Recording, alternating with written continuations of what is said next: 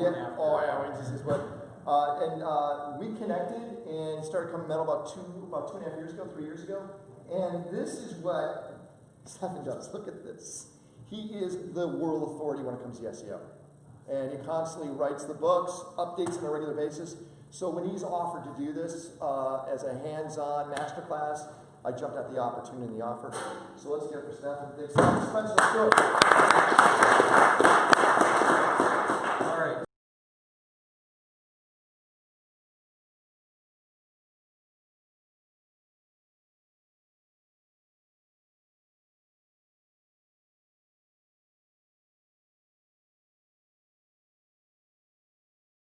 Okay, it's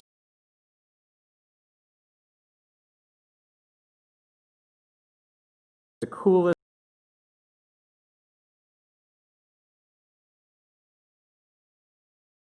Hand in front of it. With my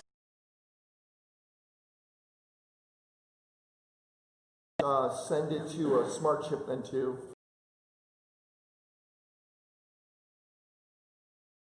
so it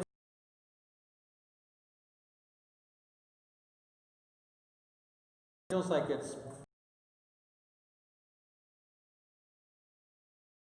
.com. I heard about my books. Let's just dig in.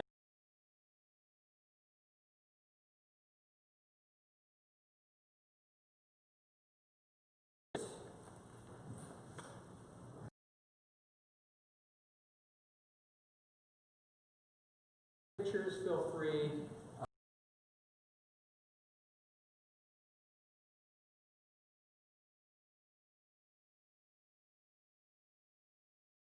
Around the internet, this has happened before.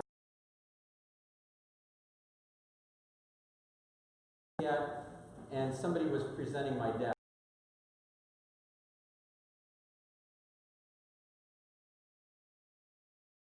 And they changed it slightly so that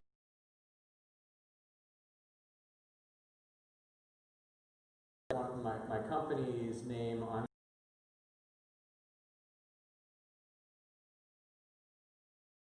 they had lifted my deck. So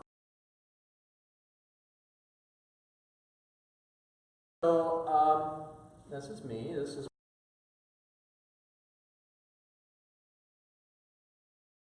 so we can track what you're saying.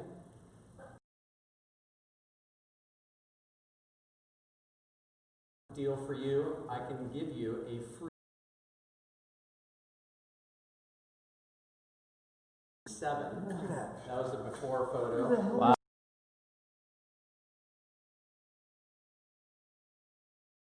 Thank you.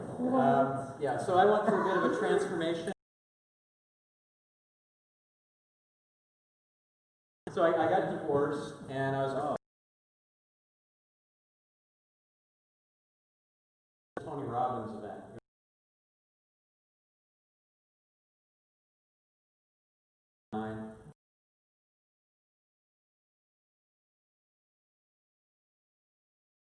I met.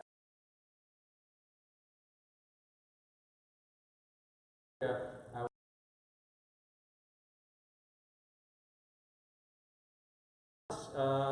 yeah.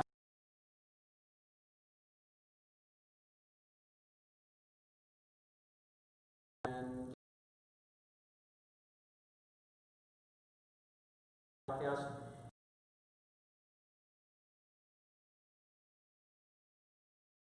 Heart and soul into them.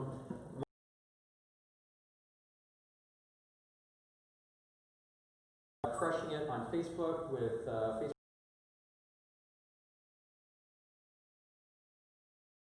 conversion optimization, any of that stuff.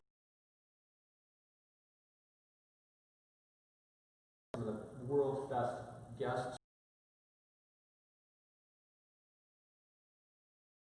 Abraham spoke.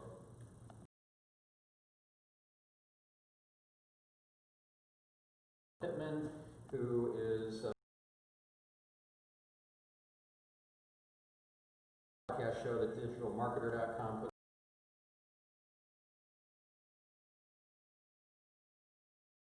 Who heard Dave Asprey speak.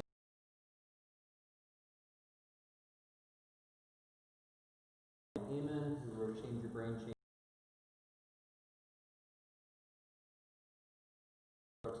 So really great life hacking bio.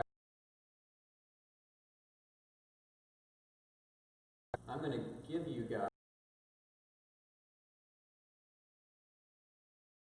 a nut. So can you believe that?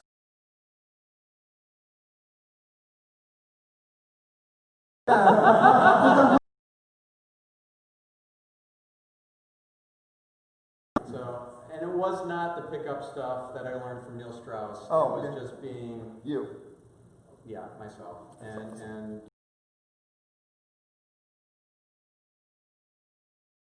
yeah, I proposed to her in a hot air balloon 9 days after we met.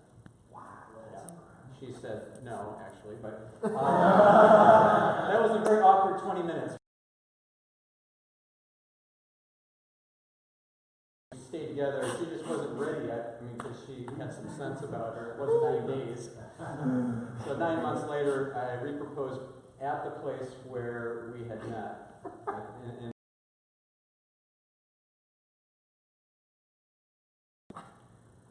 And you can do the SEO thing from concepts that I would just go to New Zealand. I applied for residency. I'd never been there. I got in and I decided. Previous wife and my kids and I for almost. And even a child can do SEO. I taught my then 14-year-old daughter, now she's through Google AdSense, and network, she made up to $1,000 a month in passive income.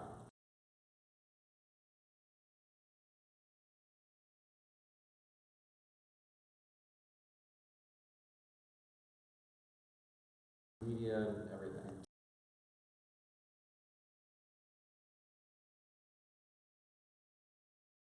Into SEO.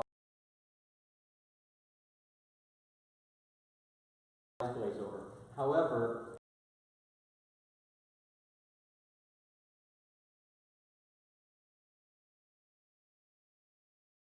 you to be a partner in success. Super present and having the intention of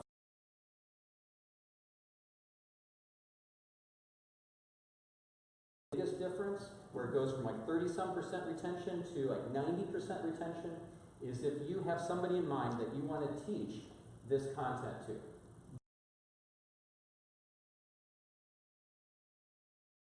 Kids that are going to go flip burgers at McDonald's or do paper routes or babysitting, that's first of all chump change, and second of all, that's not passive income, that's just hard work. Teach them to work smart, not hard.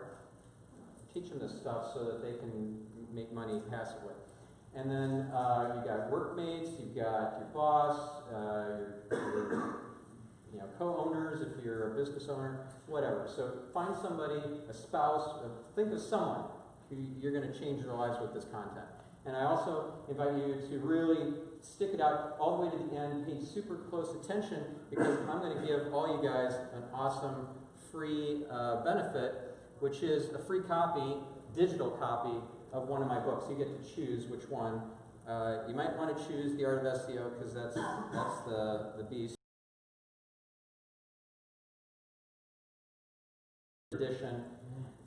Third edition came out about a year ago. Or if you don't have that much attention span, social e-commerce is only like under 300 pages. That's all about leveraging social media to drive online sales. Or if you have like almost zero attention span, this is a 72-page book. But Google Power Search is all about how to be a power user of Google, find anything. It's not an SEO book, but SEOs find it really helpful. Like I've found confidential business plans and marketing plans, Forrester research reports that cost thousands of dollars, and like even credit card file, like numbers and expiration dates and names on Google. just by knowing what to search for. I didn't do anything with it, and I didn't teach anybody how to do that in the book, but just case in point, you can find anything in Google. All right, so that's my give for you guys, and now we're going to dig into how to self-audit your site. So you guys got your laptops open. I asked that you set up a Google Search Console access, or verify your site owner. Who has done that? Okay, who has not? Okay, so all you guys who just raised your hand, you're out. No, I'm just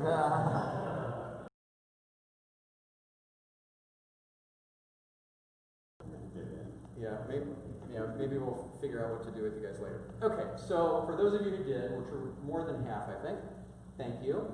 And you'll get tools and see some of the stuff that we're talking about. So anyways, let's dig in. So this is how to self-audit your own website. And so there are 3 pillars to SEO, and here's, that's the wrong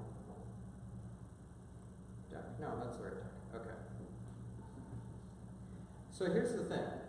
It's someone else's deck, I knew it. Yeah, so now, yeah, it's somebody else's deck.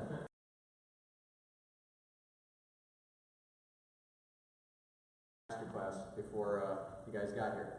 So here's the thing. You don't necessarily have the budget or the resources necessarily to hire an SEO expert to audit your website. So you need to do it yourself. I've been fixing websites for years for companies like Chanel,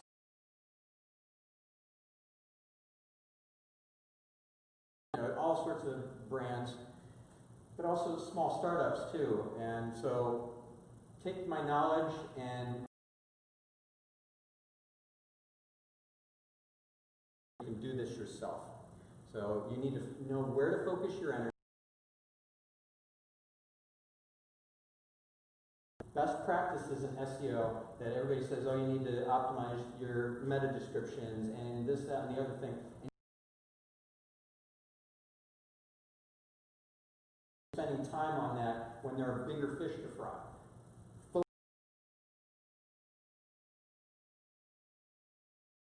Descriptions, that's great. I'm not saying don't do it, I'm saying put it in order of priority, and some things are never going to have enough impact that they're worth doing. Right, so the way Tony Robbins describes it, it's like being outcome focused. You have a whole bunch of arrows in your quiver, and so you're aiming for that bullseye, that target. If you can reach that goal, that target, with just 3 arrows, 3 massive actions, why would you work through all the rest of the to-dos, all the rest of those arrows? Move on to another bigger, more hairy, audacious goal, and a whole new set of arrows. Does that make sense? Mm-hmm. Awesome. All right, so I don't need to explain why you need to do your own SEO audit, because we're actually going to have a look at some of your guys' sites. I'll get some volunteers. I'll gently tear you to shreds and give you some helpful feedback. So you'll be able to see how this applies in the real world. It's not just kind of theoretical learning. So we're going to cover the 3 areas, 3 pillars of SEO, which are technical/architecture, content, and links. Those are the 3 pillars of SEO, and our self-audit is going to go into those 3 areas. We're going to start with the technical audit. So there's some really geeky stuff here, so stay with me. We're going to pull up some tools and things because we're going to need to do that. If, by the way, the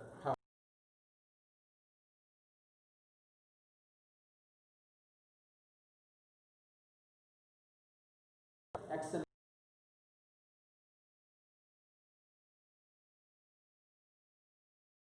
redirects.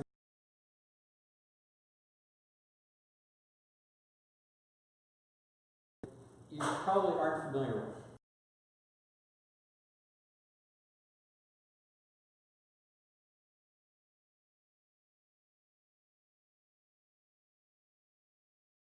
Because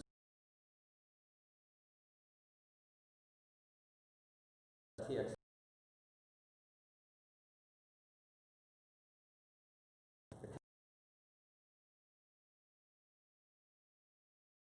indexed except for your home page. I actually had a call blown.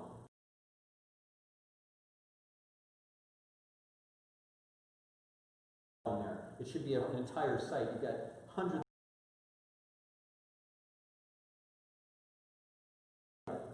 How do I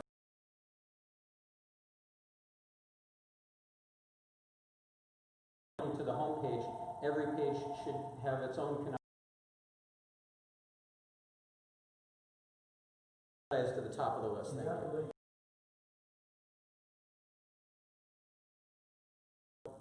Well, let's take questions. In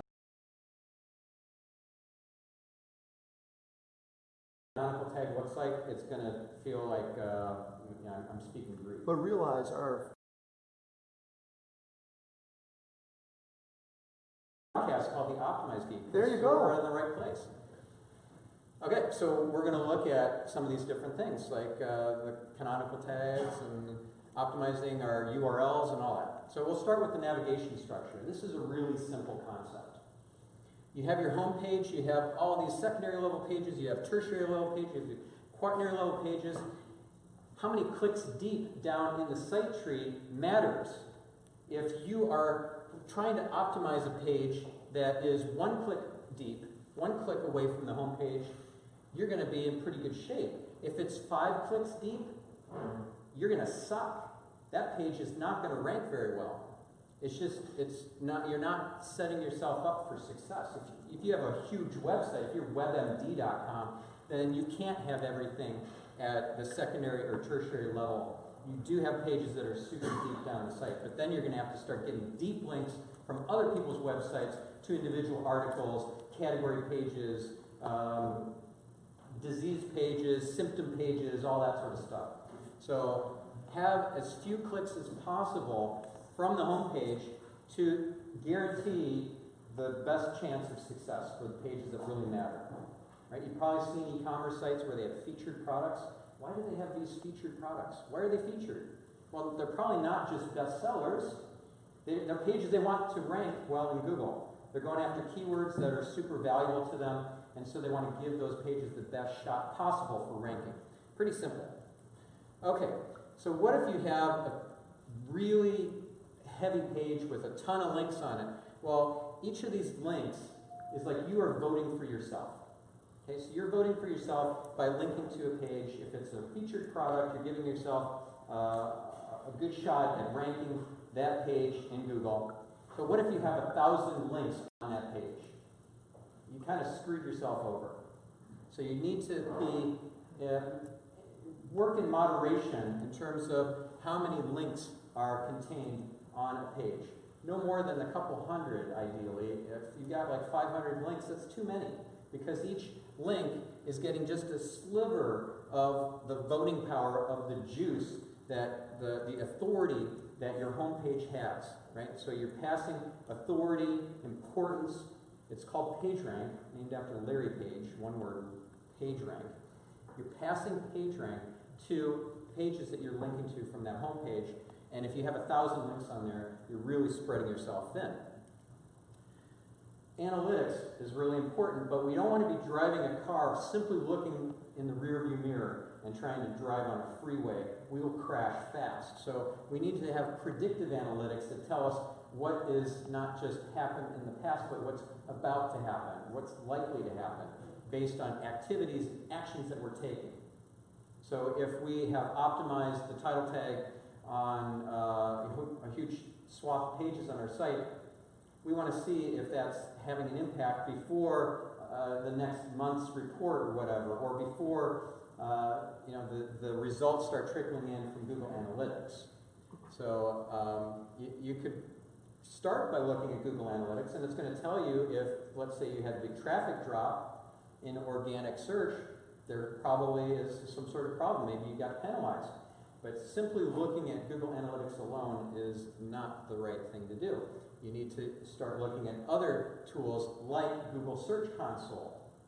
And Google Search Console will tell you things like what keywords people are typing in to Google and finding your site and not even clicking. Does that blow your mind? Isn't that awesome? Think about that for a moment.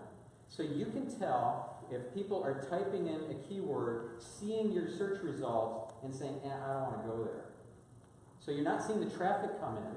It's not showing up in your Google Analytics, but it's showing up in your Search Analytics report in Google Search Console. Does that make sense?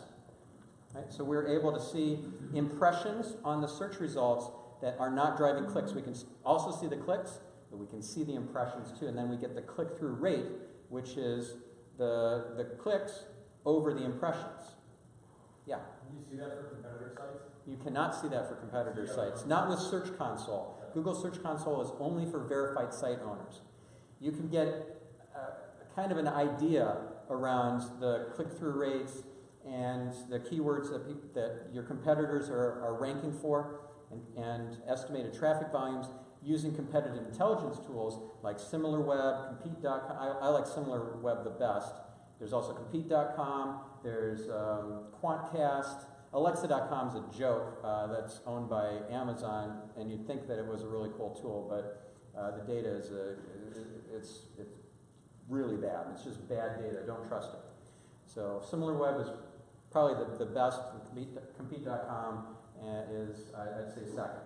So Google Search Console is your new best friend for SEO. It's going to give you a lot of insight. There are a lot of tools in there and reports, and I just mentioned one of them being that Search Analytics report. So another thing that you can do that's just very simple, it's right available in the Google search box, is simply to type in site : and then your domain name. So let's get a volunteer. Okay, yeah. RTJ. RTJ. CPA.com. RTA or RTJ. RTJ. Okay, I did get it right. You only have 11 pages in Google. According to this Google search, which is completely accurate when we're talking about just a small website, right? If we're talking about thousands and thousands of pages, I can only go to like 700 and some search results, and then it's going to stop me. I can't go any further in Google. You have 11 results. That's all that's being shown. It's essentially like, think of each web page that's in Google as a virtual salesperson. If you have 11 virtual salespeople, it's really hard to compete against sites that have 5,000 virtual salespeople, 5,000 pages to them. Now, let's contrast this with my personal blog, StephanSpencer.com.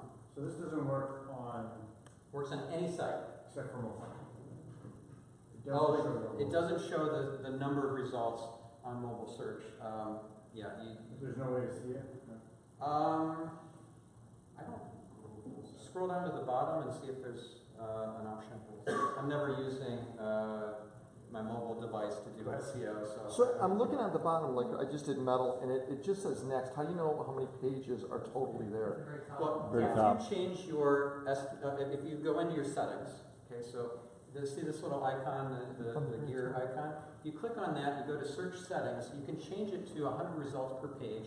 You have to turn off Google Instant in order to do that. So you turn off Google Instant, and then you switch the slider to 100 results per page, like I did, and then you can see 100 results per page. And then what you do is you go to the last page of results, and you can see that, okay, so I've got 234 results, but then I can click on this link at the very bottom that says, in order to show you blah, blah, blah, blah, blah.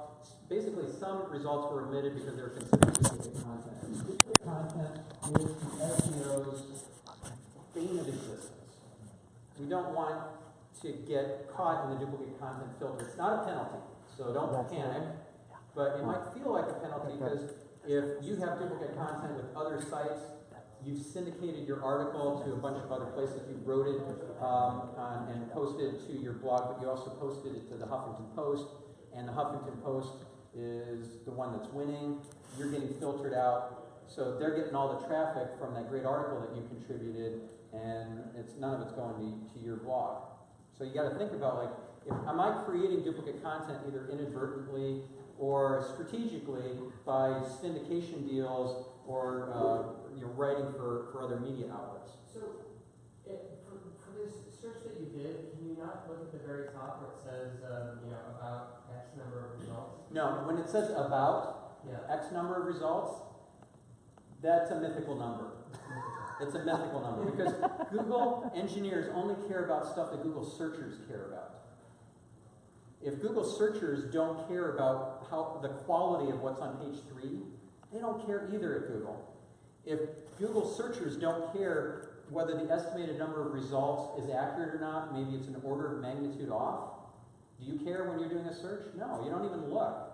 If it's 3 million or 30 million, so what?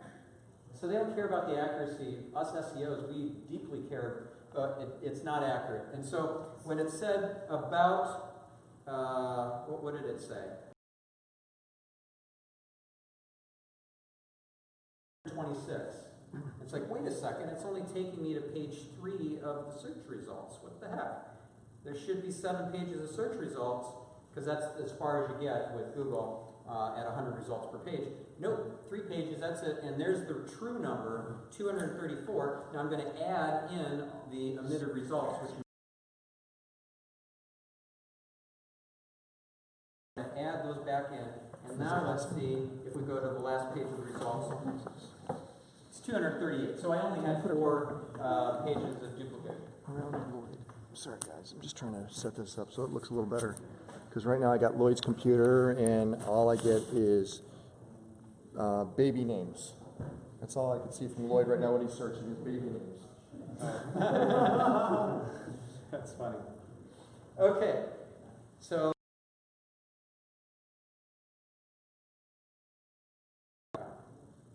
what was my point in all this?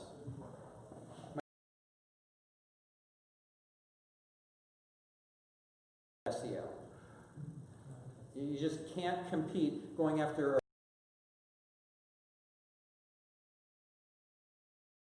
Can you go after with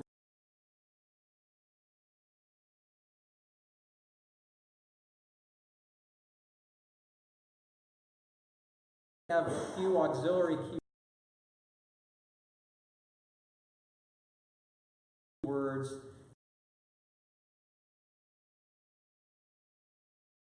the singular on one.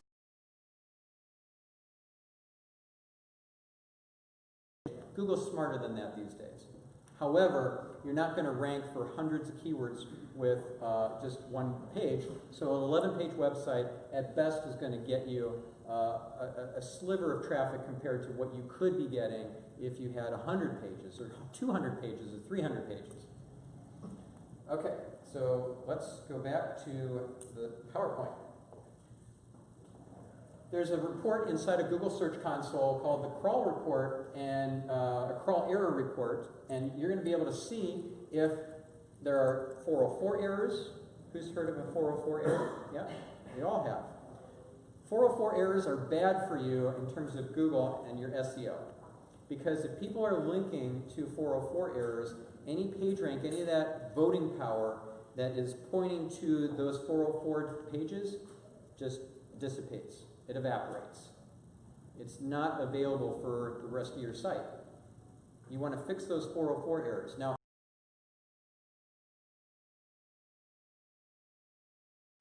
cpa.com/blah blah blah, that should return a 404 error and a custom 404 page. That's correct. But you're probably finding that there's some error pages that for whatever reason, maybe you moved things around, you switched platforms, now you're in WordPress, but before you were in TypePad, or whatever, right? So there are going to be 404 errors that you can fix, and you can see when you click on this tab here of not found, that's the 404s, and you can scan through that list. There's a tab there for you to see. See, here's the tab for not found.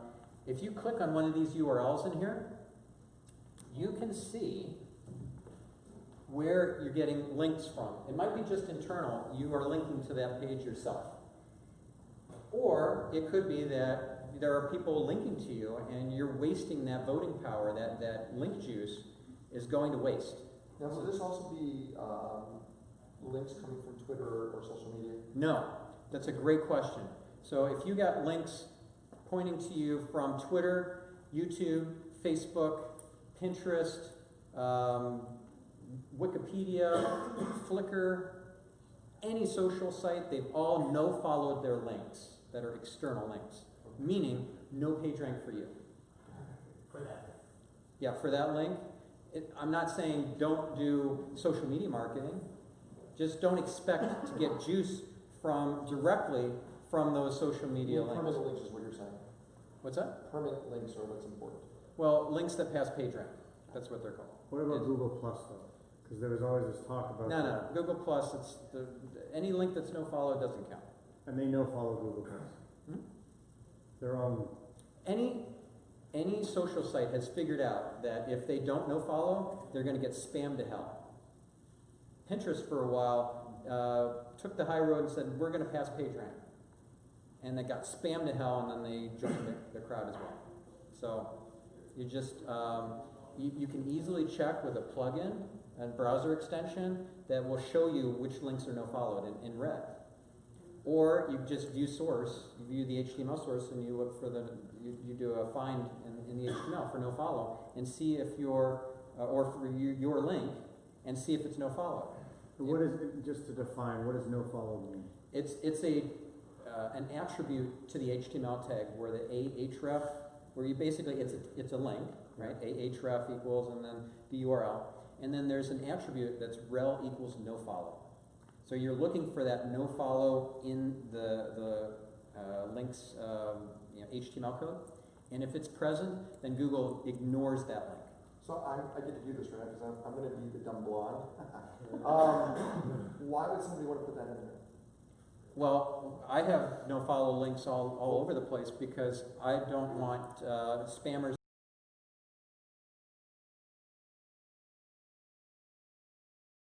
Then they would want to do that all day long. So that's a big problem.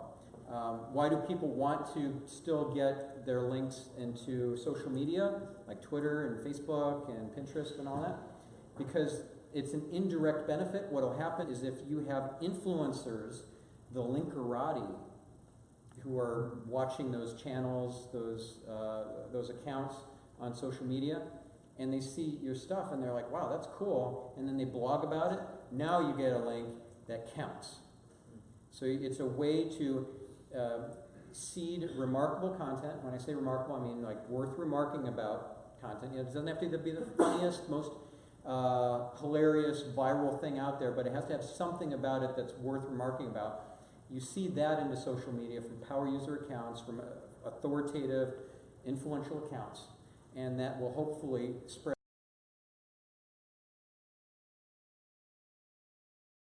You have authority in the eyes of Google. So something, let's go back to Ricky, who mentioned his CPA site. Yeah. There's really nothing linkable on his site because it's more of a static page that's marketing his business. So you would have to have something that is linkable, being a story or a tip or trick, to allow them to have external access. Yeah, so any page is linkable, and that, if I really liked you and I want to help you out, I'll link to you from my site. But Google knows that, when you have a commercial relationship or a friendship, it's not a link earned by merit. Google is so good at being able to sniff those out and discount those links. So it really should be a link earned by merit. And how are you going to get a meritoriously earned link? By having remarkable content that adds massive value to the readers, to the users, to the viewers if you're doing videos. Yeah. So your no follow point. I had an SEO person contact me asking me to make a link about their customer, a no follow link, because the blog post was disfavorable to them, but it had a higher page rank because of all the content was very diverse. And I said no. Yeah. Because what they wanted to do was de-emphasize the negative story and also allow something else to move up. Is that ethical? Well, this is just, I don't know that it's not ethical. People request that links be removed or no follow all the time for various reasons. There are a lot of low-quality links that point to our various websites. And we can't help it. People are trying to damage our reputation in the eyes of Google by buying links for us, which is against Google guidelines. So they'll try and ruin your reputation in Google because you're a competitor.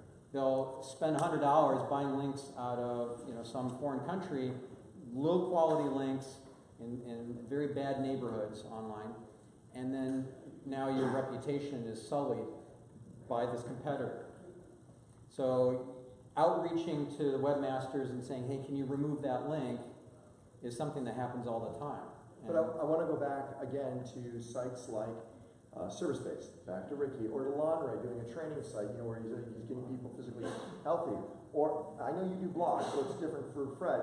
But if they're doing service-based sites that's more of a marketing site, Yep. they need to do something that is adding value to the site beyond the marketing approach, right? Absolutely. And that's articles. Yeah, so it could be articles, it could be infographics, it could be personality tests or quizzes, it could be checklists or cheat sheets or worksheets, buyer's guides, how-tos, it could be any number of things, viral videos. You can get ideas by going to BuzzFeed. You can actually use that site colon search that I showed you just a few minutes ago. Do site colon BuzzFeed.com, which has surprising, it just blows my mind, over $1 billion valuation. It's a viral site, viral news site with over $1 billion valuation. Get on there, you think so?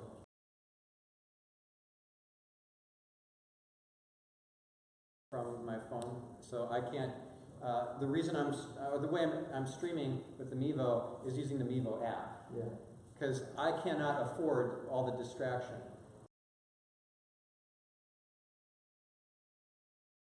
Out of today, out of tonight, freaking just lose all the distractions. Because the deep work that you need to be doing, we're doing all shallow work. Yeah. As knowledge workers, we're spending most of our time in email, and it's just, we could be replaced by robots. It's the stupidest stuff that we're spending our time on. But still look at YouPorn once a day, okay? Do not look at you more. As a social media person, I gotta disagree, but we'll talk later. Well, I'm on social media all the time, but it's not me. It's not me. I have a team of people, and the stuff goes through me, but I'm not on there like doing stuff. Like if I need to post a Facebook Live and I don't have my Mevo, yeah, I'll briefly install the Facebook app. I'll do my live stream. Just turn off the alerts. It's not just about the alerts. It's about like you're in line and you're like, oh, I got time. I'm just waiting for in the checkout. And you just get this addiction. You start feeling like you... Sounds like you need a support group on this, but that's okay. Well, let's move beyond this. So right now, again, something remarkable is you go to BuzzFeed and you're saying we can take stuff off of BuzzFeed, or are we automating Ideas. stuff? Just ideas. Okay. So let's put in, for an idea, accounting. So let's look for ideas of articles and personality tests and things. You've seen BuzzFeed all over on Facebook with things like, what city should you actually live in, right? And you take the test because you're curious. Because they use the words actually, which presupposes that you should be living in a different city than you actually are. So, if I want to start thinking pieces that will get me a lot of links. Now remember, just having that great content isn't enough.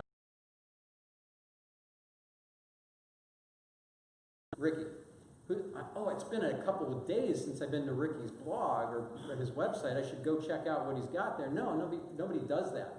So we have to seed that stuff into social media. We need to get it out there, because otherwise it's just going to sit there and brainstorming to get the remarkable content ideas that will then take a different spin on it. Okay, so accounting, we could do. Well, give me an example. Fred, how many articles a week do you post? Oh, probably less than one.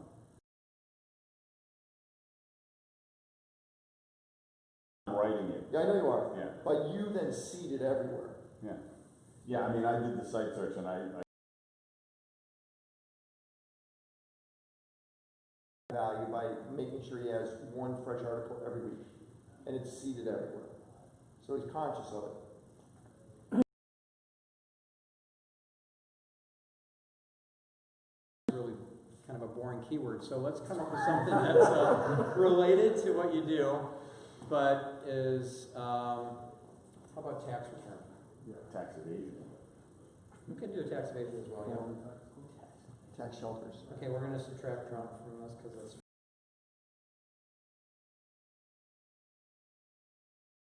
You see what he just did? He used the minus sign in the word Trump, and now all that has removed the word Trump from all the searches. See that? Well, but put it Oh, back yeah, on let's do that. Trump because that's buzzing right now. Like his tax. Yeah, so okay, so that's called newsjacking, where you take a or a trending topic and you whatever, right? So that's a very valid thing to do. I probably wouldn't do that with Trump right now. Right. Because, yeah. So let's look for things that are not Trump related and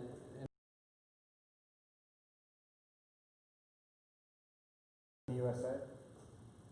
I just want.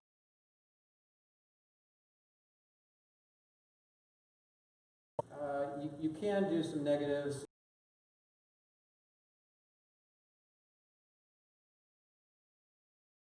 Like do a custom time range and stuff.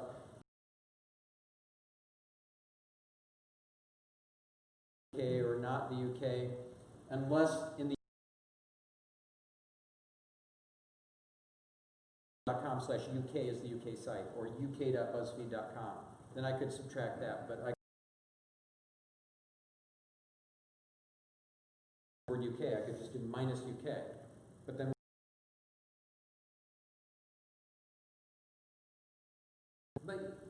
you get the idea here, right? So we're going to dig in here for ideas to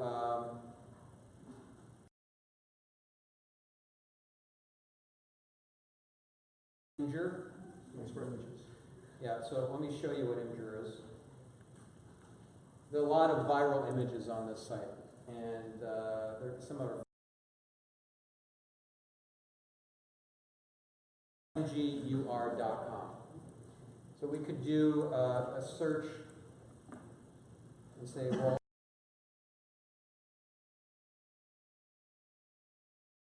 Is there? we'll find. When's accounting day? I want to know when accounting day is. It's like Boxing Day. You can make it It's not a holiday. April 14th. Where is this live? .com/Stephan Spencer. Here's one, finally. Something funny about accounting. There's I love accounting. It makes people cry. That's awesome. Right? So you got to find this stuff. And imagine if you were to write an article like 10 tips you need to know about filing your tax return, and that's genius, right? So now there's something for people to pin if they're using Pinterest. Because if you have no images, there's nothing for them to pin.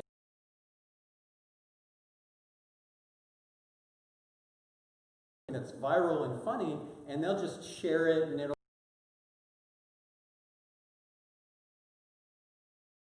or that You do that. whatever it is, illustration, You do that, or right? You put an image comic, on or your whatever. Do you do an image on your articles?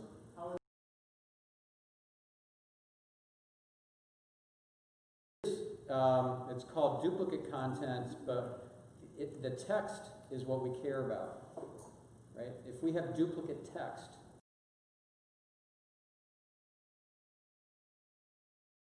compromised position, because if another site has more authority, more page rank than us, it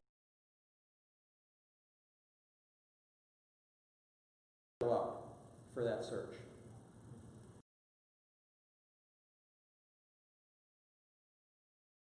Or to download it and put your own alt text in it, to improve the rank. Yeah, so I don't want to get too in the weeds on this. If you believe you have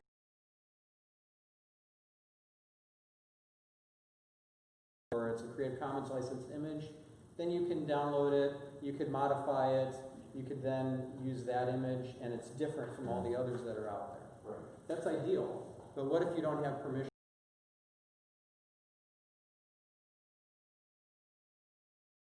And the best, when we're talking about viral memes, the SEO advantage is when you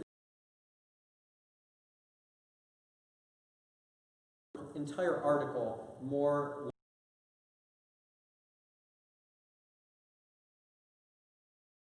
about, saving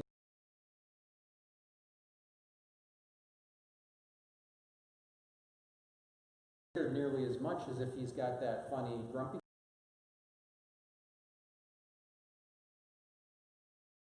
Make sure Stephan talks about last week's index. Yeah, I'm sure that's what he's talking about.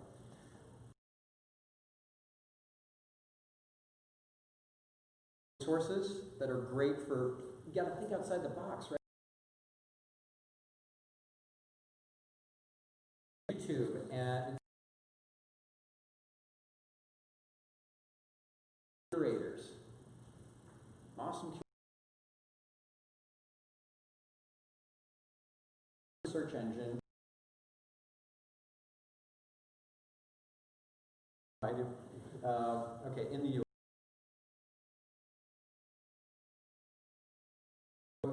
Find stuff. I want to be top that's awesome. You created a blog post on accounting, but it's the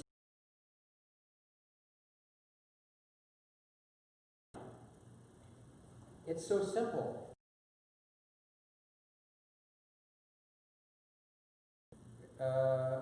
Commercial.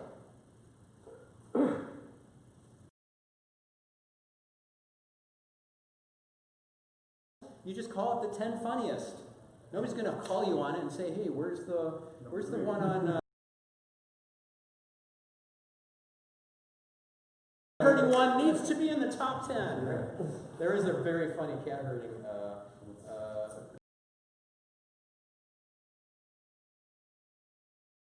I think EET.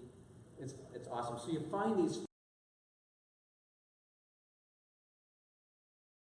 You just make a little collection. You do what's called a listicle. A listicle is like a top 10 list, but it doesn't have to be 10. It could be 7. It could be 13. It could be 37. This is really funny. I mean, if we had audio, I mean. All right, there we go. What? It's my. I'm just gonna let you know. It's my daughter's cat, and I. Sure, there you go. Now you remove it from the. Secondary, tertiary. It's a friend's cat. I'm watching. Yeah, right.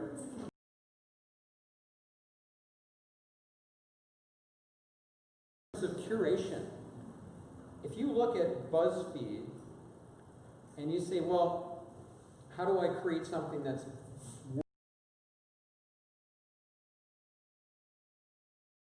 type of articles? 18 things, 17 things, 32 things, 5. Everything's a number. Why is that?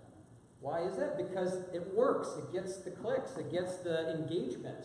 There's a great study done by Conductor, and it's written up on a Moz.com article. 5 data insights into the headlines that readers click. Let me.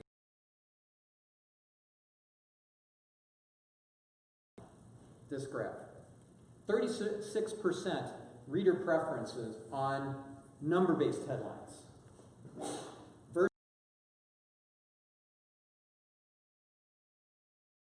Addressing headlines, using you or your in the headline. You could do both. I recommend that. But if you aren't starting with the number, you've already, taken a big hit. Based headlines, 11%. Ouch. So if you are writing your headlines, your blog post titles as questions, you suck. And you didn't even know it. Okay, so curation, we're good with that? You guys get the gist of this? You're going to use tools like good YouTube searches, finding funny.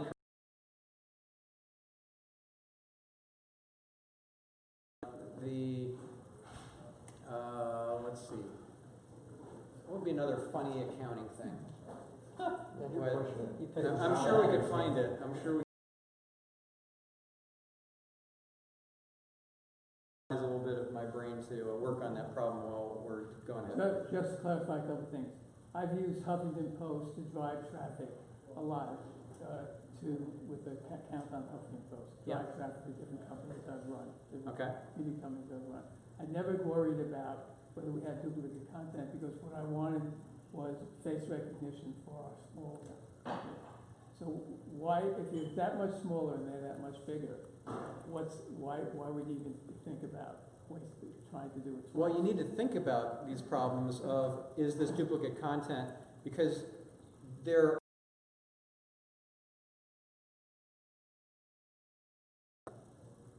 So here's what I do. I write for the Huffington Post. I have a column, and by the way, HuffPo made a recent change where it's a direct published platform now, and those pages, those articles you write, don't even make it into Google anymore. Wow. So it's a complete freaking waste of time to write for HuffPo. Don't do it. Just I've stopped writing for them, and this was a recent change within the last month, and that totally sucks. Why? What was the issue? Why? I don't know. Maybe they're lazy. I have no idea. But it They're is owned by lazy. Verizon. What's that? They're owned by Verizon. They're owned by Verizon, yeah. Right. Yeah, Ariana has left. She's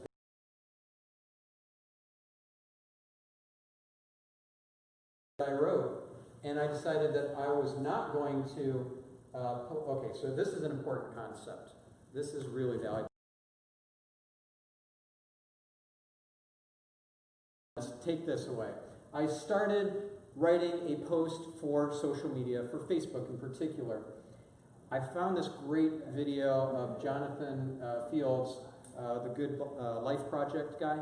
Who's heard of the Good Life Project? Great.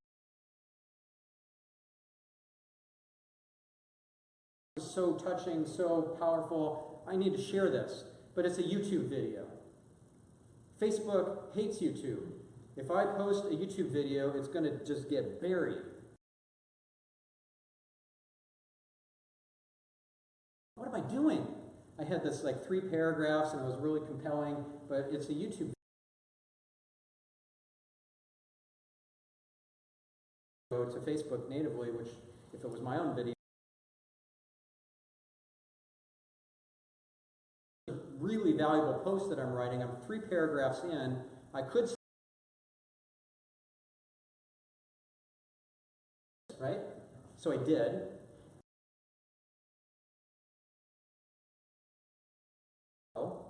So you'd find instead of HuffPo now that they made this change, and then after it One of us get a ability to write inside Life Hack or one of these. yeah, sites? it's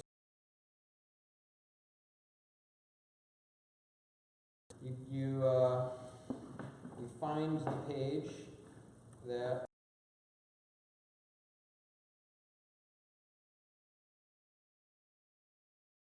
and you fill out the form. How long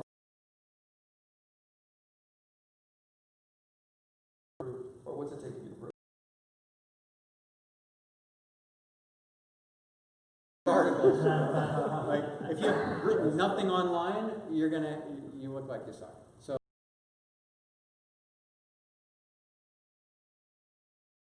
and be an authority. Well, let's just say you haven't, but you posted stuff on Facebook. An article you wrote on Facebook, or should you make it a Facebook?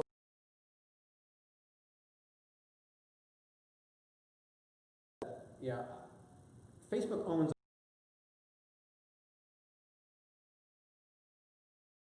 Yeah, so the way that you'd approve it is you'd post that stuff on your blog. Well, So then you don't point have to a it. blog. Start a freaking blog and take like that, you know, yourname.com, so it's an extra 15. You're better off self-hosting.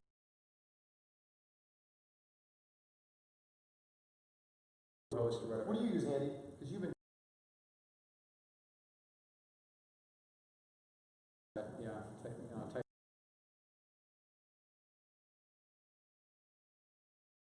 .com, like a subdomain. Yeah, that I find it very.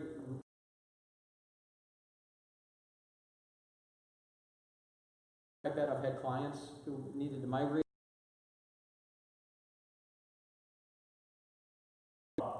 To leave. Yeah.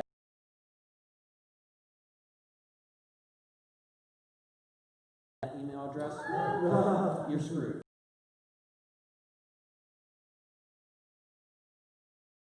So what I would do is I would take a nice looking theme and take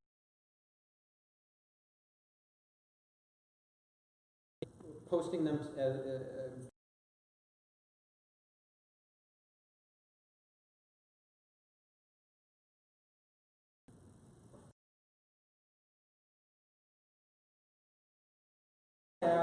there's business to community. See, you can.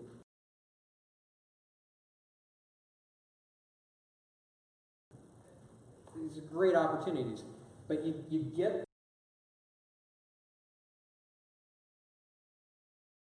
And it wasn't going to go. It was going to go.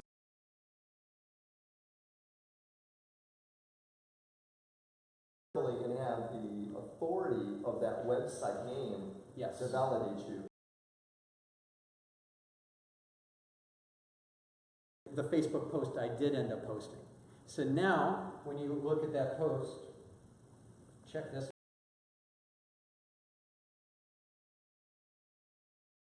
Look at that. 1,500 likes. And you know,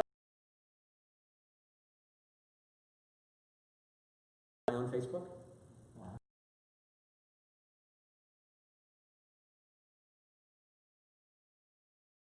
Pushed it out, and I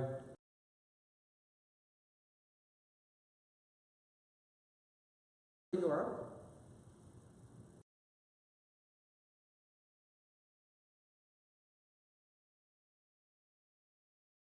How this works? So you're ultimate end game here is you're going to get links.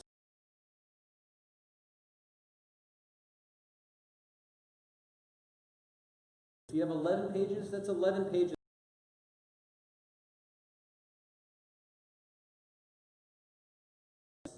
And using that as a link back to his own, saying there's more information.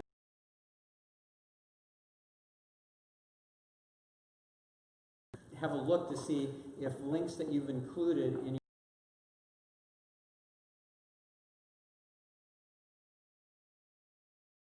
in your bio, they're now following the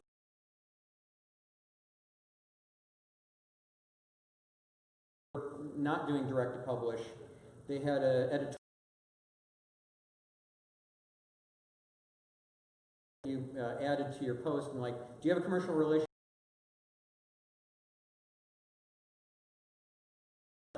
They would let it go after I, you know,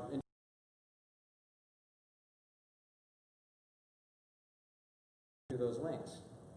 Because if they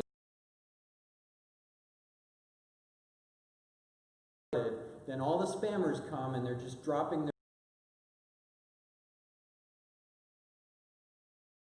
and HuffPo and none of these other media sites want that.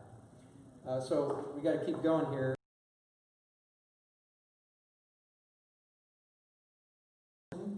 I don't think we all got it the first time.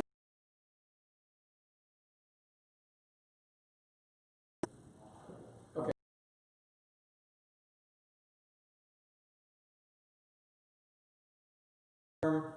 With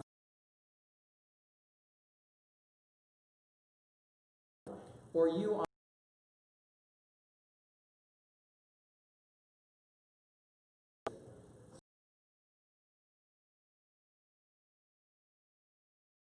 there's a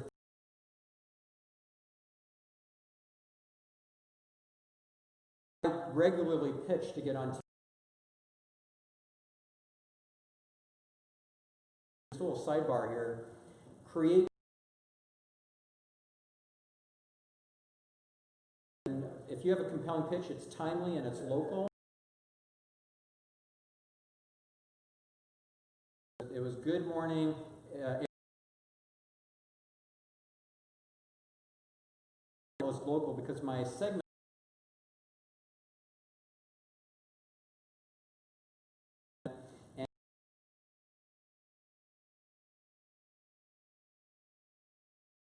and I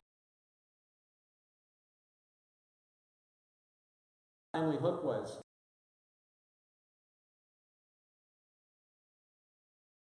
Yeah. Right? So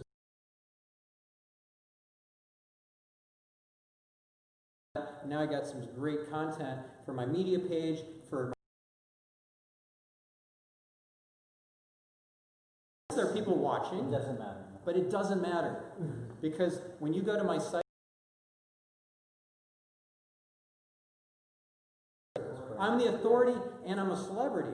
It's different, like, oh, is get on TV, not just radio.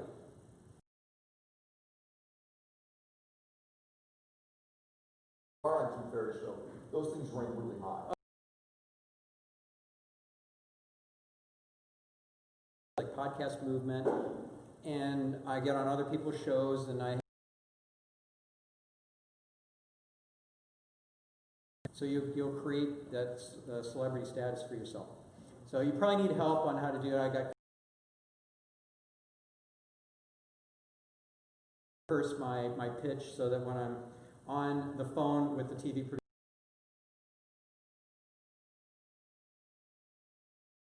particular topic. Stephan, I know you can go hours in this. I could.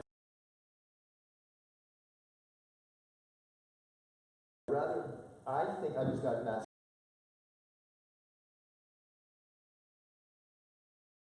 To these sites that are really going to get.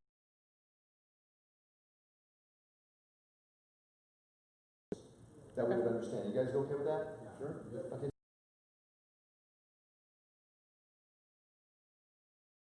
Five minutes or You 10 got minutes? 20 minutes if you want.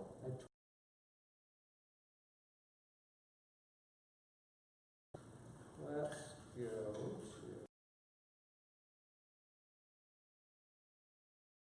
engage with you guys and answer questions and stuff, but then I can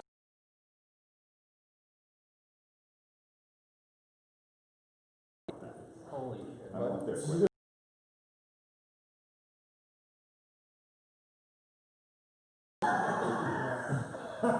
I got I want you competitors who are crushing it.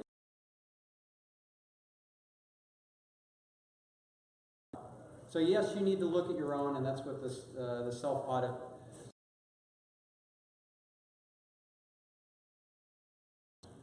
Because you're going to get all sorts of insight into remarkable opportunities like partnerships.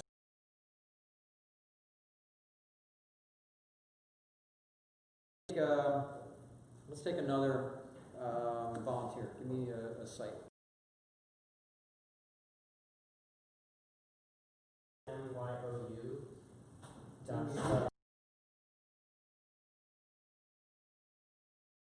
It's education.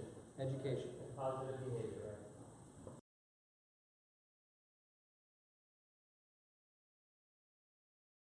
I'm probably going to have to coach you on this.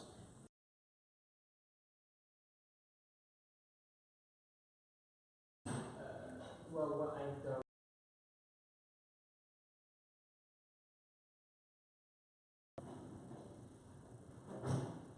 There. And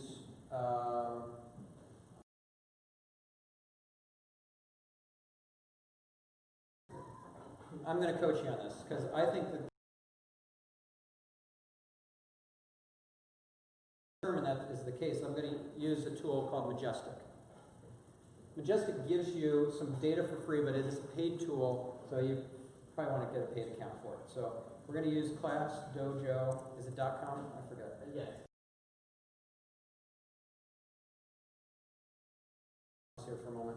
Yeah, this is not fantastic, so I'm going to go ahead and log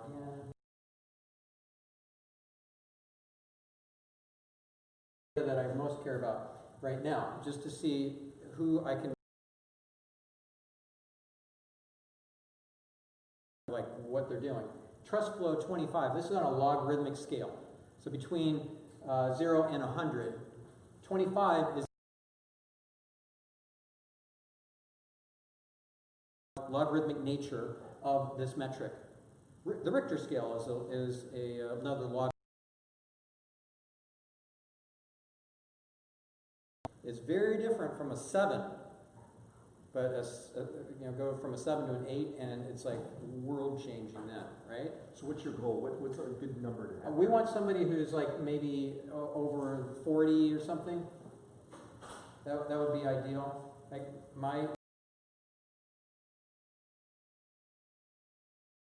which is great for a personal blog. It's pretty impressive, but I'm kind of in the space.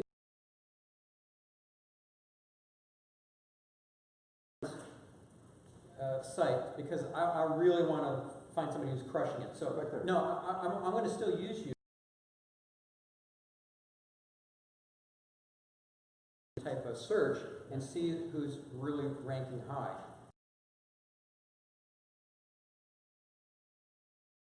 Ed.gov.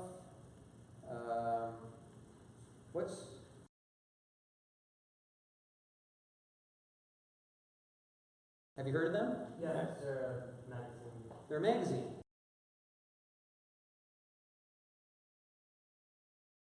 Well, they actually don't have to try. They're totally outranking you because they have so much authority. Now we got a great competitor to analyze. So let's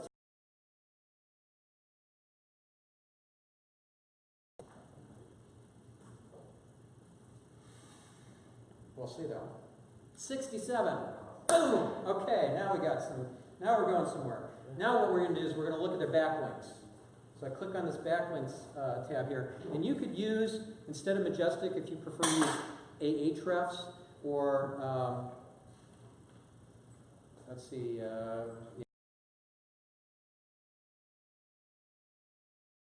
Some of the tools will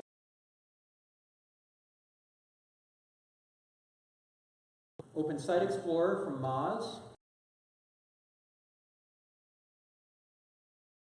That's definitely a favorite of mine.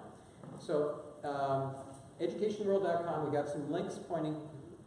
Fodor's had links to Education World.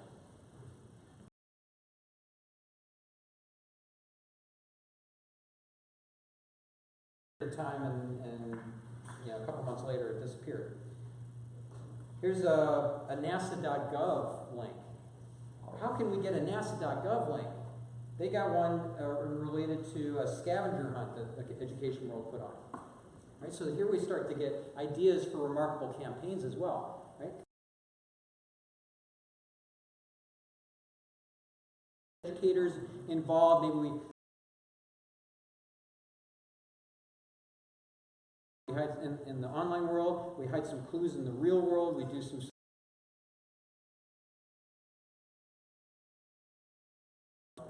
clues and stuff. You can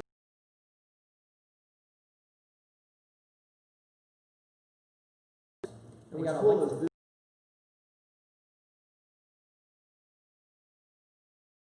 So you're just kind of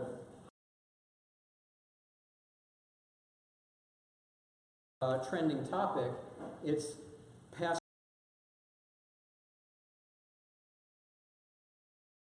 Isn't that cool? So here, teacher. So that you can work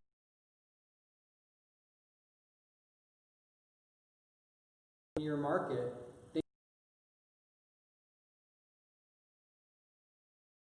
Was that massive enough?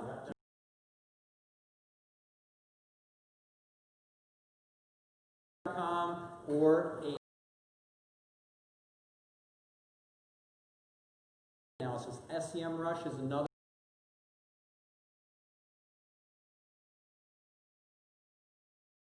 of this. They're I have all of the accounts.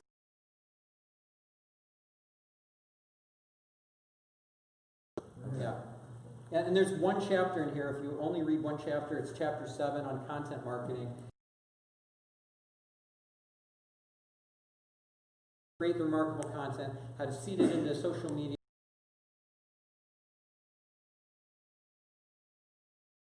All votes, every page of your site. Listicles, personality test quizzes. Your accounting site on right? I just made that shit up. I mean, that's how good I am. Yes, you don't have to take the test. Yeah, it always comes. Consultation. Yeah. All right, that's cool. And Okay. so where would you put that? You put that on his site? Yeah, you're gonna. The best place to put it is on your blog because that gives you so much creative freedom. If you have a blog on your site,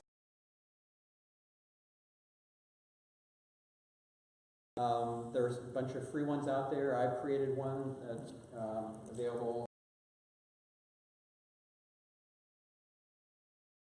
Quiz plugin, so you could use that for your personality tests. Personality tests like.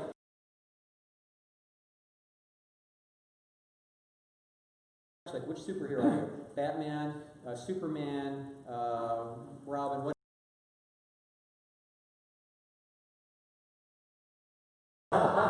He didn't really go to Comic-Con. Let's say favorite color is black.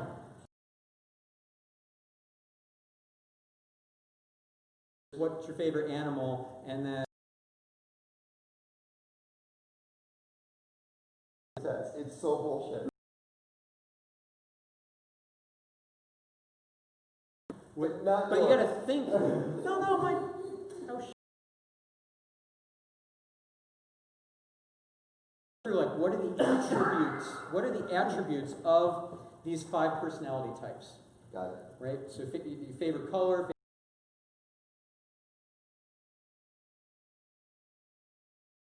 The multiple choice answers, so they don't see the. For A.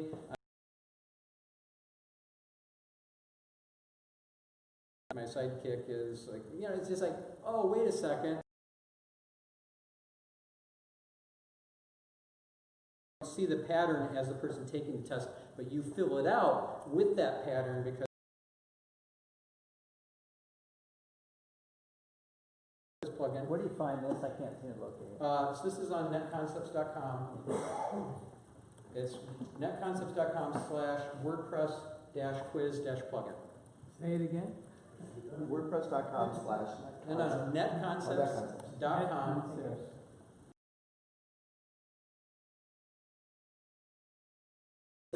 -plugin. Real quick. Yeah. The thing I'm missing is the link is, he's created all this content now. It's out on his accounting website. How do you actually get anyone to read it? What's the best way? Yeah. Because that's part of how do we actually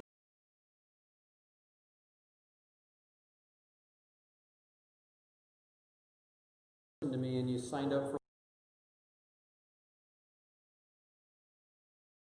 whatever, right? So now there's a looking at your content, and then hopefully you're getting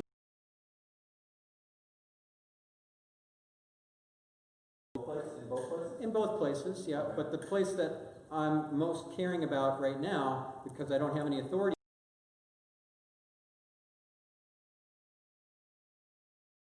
industry site that has high metrics, if we look at Majestic or Moz Open Site Explorer or something, right? So that's part of the equation. Another part of it is we're going to do outreach. We're going to outreach to influencers. Now, I have some influencers in my hip pocket that I just pay to post stuff. Well, that's the question. Can you find people? Yeah, you can find that. It's hard. It's really hard. You're going to have to network your butt off, go to conferences and so forth. Somebody who has massive authority, like if you were to In punch social media or? in Google. I mean, How do you ideally, find those yeah, they people? have it in social media too, but I mostly want somebody who's really powerful in the blogosphere. If they are powerful with high clout scores and all that too, great. But ideally, the best kind of influencer is one who is powerful in both. And then when I seed it through that power user, like let's say they have a powerful account on Reddit. Who knows about Reddit? Okay, who has an actual account on Reddit? Okay, so on Reddit, you have this metric called link karma. Who has a link karma score over 10,000? Anyone? Okay, so without decent link karma, you're not going to hit the front page of Reddit. And you need to hit the front page of Reddit. I have a power user who is employed by me, and she built up an account from scratch for me on Reddit, and within 3 months, not only had it got over to 30,000 link karma points, she hit the front page with that account in the process 4 times. Boom. So my question is, so these people, I think you call them what did you call them? The linkerati. Linkeratis. Yes. Are those people for sale? It's difficult. I mean, if they were to put that out there, that would be really bad for them. And I don't actually buy links. That's against Google's guidelines. What I'm saying is that if you get a power user, like somebody who's a powerful, influential person on Reddit, like I'm a powerful, influential person on Reddit, I don't pay my power user to post it from her account. I said, I want to be a power user. Make me an account that is powerful. So she's in the Century Club, meaning she has over 100,000 link karma points, but she's not seeding my stuff from her account. I have a powerful account. So that's the ideal. And then you want to be like just so virtuous and giving and value added on these sites. Like on Reddit, they you sort of flog your stuff. But I think the question really is, since we don't have time to do the wizardry that you're doing, Yeah. how do we find these influential individuals and how do we unite with them? Yeah, you're going to use some tools. Let me show you a couple. This will blow your mind as well. There's a tool called Follower Wonk. Who's heard of it? FollowerWonk.com. This is a great tool. Awesome. It's from the guys at Moz, or actually they acquired the site, but yeah. So let's log in. And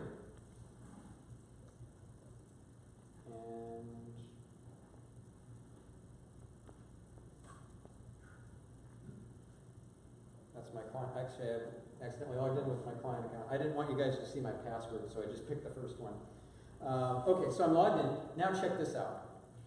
Search bios. Let's say that I'm looking for a journalist in education. Okay, so let's, what type of education? Like, Sexual. yeah. Sexual. Sexual. Feeling. Okay, so not that. Let's do a different thing. So my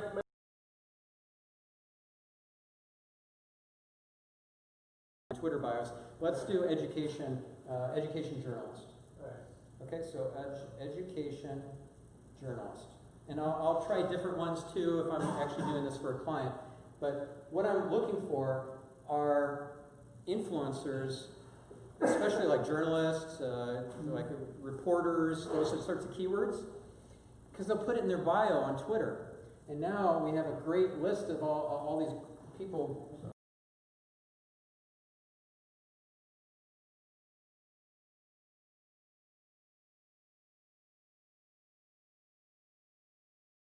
Pitchbox, and with Pitchbox it will build a database of these influencers, and you can set it to like have a minimum threshold of, let's say, Clout score, that's Klout, or a minimum threshold of Moz rank, or domain authority, or whatever the metric is. We've got that list. So we put in keywords. Let's say education blog, education blogger, various keywords, and it's going to scrape the Google results. It's going to build a prospect list by scraping those websites, then looking for contact information. It will allow you to prioritize what order to contact those people. Let's say it finds 5 people at each company, at each website, and we don't want webmaster at, we want the, let's say, the marketing director or the person, the partnerships person or whatever as the first one. And if we don't get a response after, let's say, 10 days, we set the setting to 10 days or 14 days, it sends a follow-up email. We write all these emails. There's a template library we can base it on, and it just feels like you're getting a personal email from you to this company, to this blog or whatever, and try to add value first before you make an ask. So you're saying, well, hey, I write for HuffPo, I'm working on an article about X, and I would love to get a quote from you or to interview you.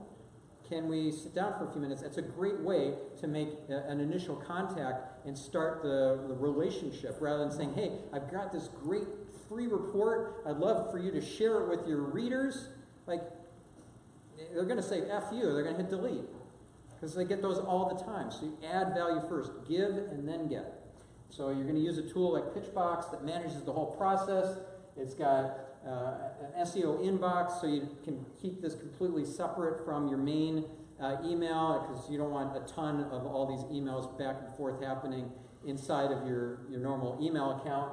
It will track like through sales pipeline type reports, like what Salesforce.com has, but it's influencer outreach pipeline reports, so you don't lose track of who did they were going to do. So freaking cool. Try to do this by hand. It is painful. Totally use a tool like this. This is, I think, another massive tip, because you've got to outreach. You've got to create the remarkable content, and then you got to outreach. Otherwise, nobody's going to discover it. Yeah, you're going to have a platform. You're going to start contributing to whatever big sites that you can get on, Lifehack or whatever. But this is killer, because the influencers are your key to success. Are we good? I still don't understand how we get them. I know how to follow No, that was follower one, just to follow them, or just to figure out who they are. This tool, here, let me show you. them. So here's Andy. Andy's a wine guy. He's the top wine guy out there, but he wants to follow, and I know you know Robin Garr and those guys there, but he wants to get to like Robin Garr, who's a huge wine person, right? Because he's going to write an article, and he found the best wine in a box, and no one could ever believe it's that good. How would he wrote this article, how would he get Robin Garr to see this article and have Robin Garr quote something from the article? Okay, so let me answer that in a second after I complete the loop on this concept, because I didn't know that Robin Garr even existed for him yet. I got to use the tool to build the prospect list based on high Clout scores, high Moz rank scores, high domain authority, right? So I want big name people that are big in the eyes of Google. Got it. So Clout's still valid. So he's probably a major influencer. But Clout's still a valid tool, is what you're saying. Well, Clout is just one way to look at it. I'm much more interested in the Moz rank or domain authority scores, because that's actually in the eyes of Google. Important, authoritative in the eyes of Google. So now I got my prospect list using this tool. Now I'm going to do an outreach. But what am I going to come up with that's going to be a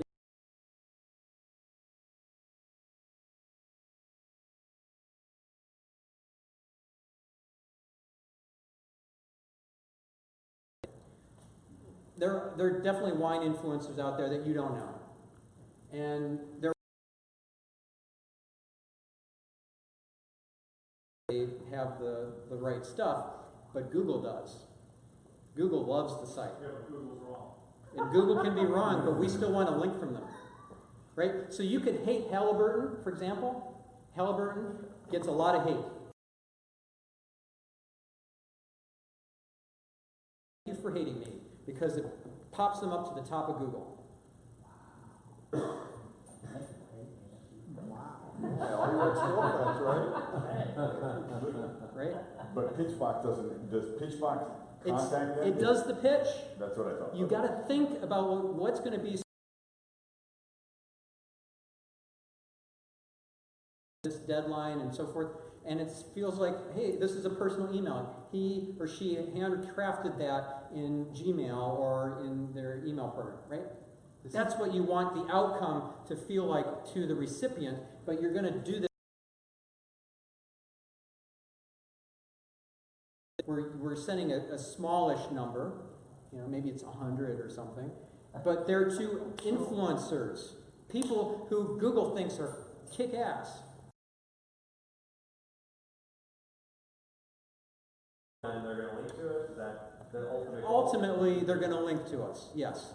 But ideally, we don't even want to have to ask them for the link. They're going to be like, duh, of course I'm going to spread this far and wide. I'm going to shout it from the mountaintops. Like, if I had a much better, well-thought-out campaign idea, let's say that, so I worked with Namali Resort in Fiji, which is owned by Tony Robbins. I helped them with some SEO. I came up with this idea of a compilation ebook, a killer guide to, the killer destination wedding, like a wedding planner's guide to the killer destination wedding.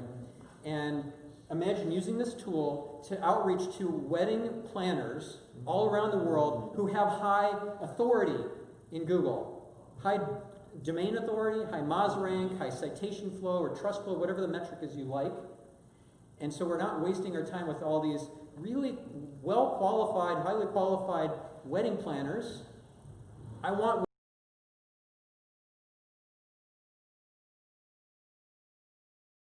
that's what I care about. So I'm outreaching to these people and saying, hey, we'd love to get a contribution from you, X number of words, and there'll be 100 or 200 whatever contributions. It's going to be a 200 or 300 page ebook with the, we'll put it on Kindle. We'll do this, that, and the other thing.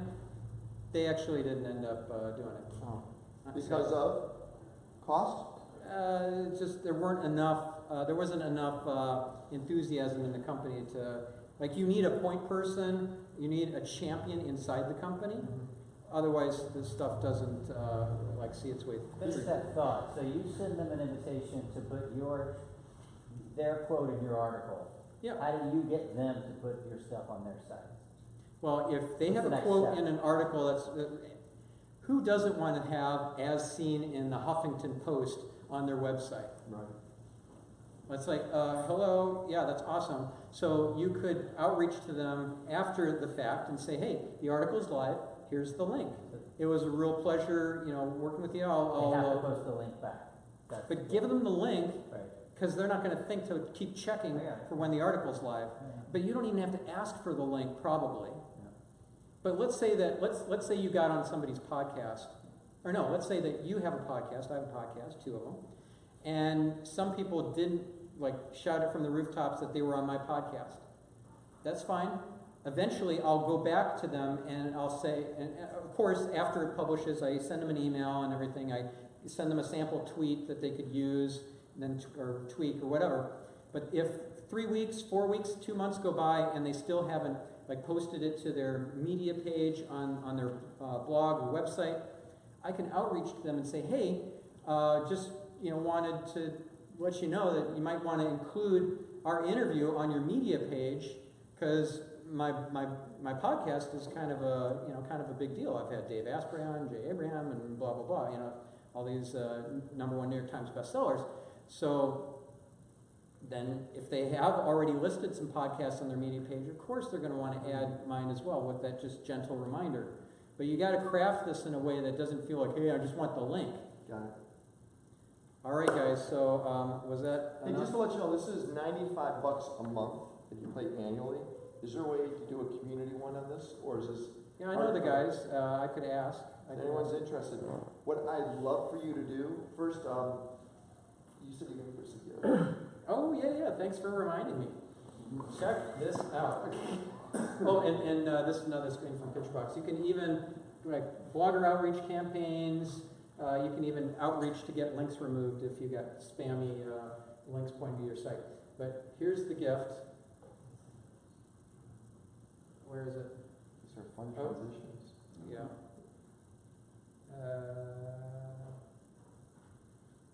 By the way, Here it is. my wife has actually read this whole book. Yeah, It's a badass book. it really is. If you don't want to read on like Kindle or something, you want to actually read the paperback book, I do have some copies in the car. I can't just give a bunch of them away because they're expensive. Yeah, how much And the is that? retail value is $50. It's a $50 retail. You can get it on Amazon for $38. But I'll sell them to you guys if you want paperback for my author discount, which is $25. I've got probably 20 It in used the to be car. green, right? It's now Oh, that's the new edition. This is the new edition. You don't want to read the green one because the green one's out of date. out of date. But can we go back By to the time you what get Ken about was a third of the talking way about? in, You said, and you had you a want question to- from another guy who said you should talk about the. Yeah, the Google modification that happened last week. Oh, okay. So Gregory Markle. basically, the idea here is that if you are not mobile optimal, you're screwed. Okay, so Should've there are started with more that searches at the happening. very beginning. What's that? Yeah, from the very beginning you should have been. So there are 3 types of like mobile sites. Responsive, so responsive design. That's the best way. That's the Google recommended way. There's dynamic serving, where the URLs don't change, but the content changes, the HTML changes depending on your device that you're connecting with as a user. And the third type is a separate mobile site. Who has a separate mobile site, like mobile dot or m dot or a dot mobi or something like that? Okay, so They're nobody. ranking? Thank goodness, because those suck. Those are going to be really bad for you. And then you got to worry about like AMP, accelerated mobile pages. There's the mobile friendly test you got to put your site through. You got to check your page speed using Page Speed Insights, which is a free tool. Am I blowing your guys' No, but you gotta specify, if you're using the new CMS platforms, either from Joomla or WordPress or Drupal or whatever, the new ones automatically do dynamic serve-ups, right? They automatically dynamically go to mobile. Most of them are responsive. No, most of them are responsive, Responsive. but it depends on the theme. You have to pick the right WordPress theme that is responsive. If you pick some old one, Old ones, so or- something new is yeah. responsive, right? I can help people with. Oh, I know you can, and I'll bring it But let me finish this concept here on mobile and then the announcement. So this is a tool that you all need to know. It's free. It's called Page Speed Insights. There's another free tool called the Mobile Friendly Test. This is available inside of Google Search Console as well, but even if you don't have your Search Console set up, What was the second one? Mobile friendly? Mobile Friendly Test. So you're going to put in your website. Can I get a different volunteer? $1,000,000collar.com. $1,000,000collar.com.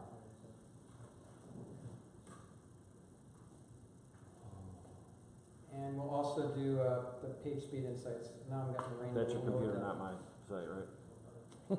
What's that? Said that was your computer going slow, not mine. Yeah, that's my computer console. But that doesn't affect these results because it's using the Google servers. So the mobile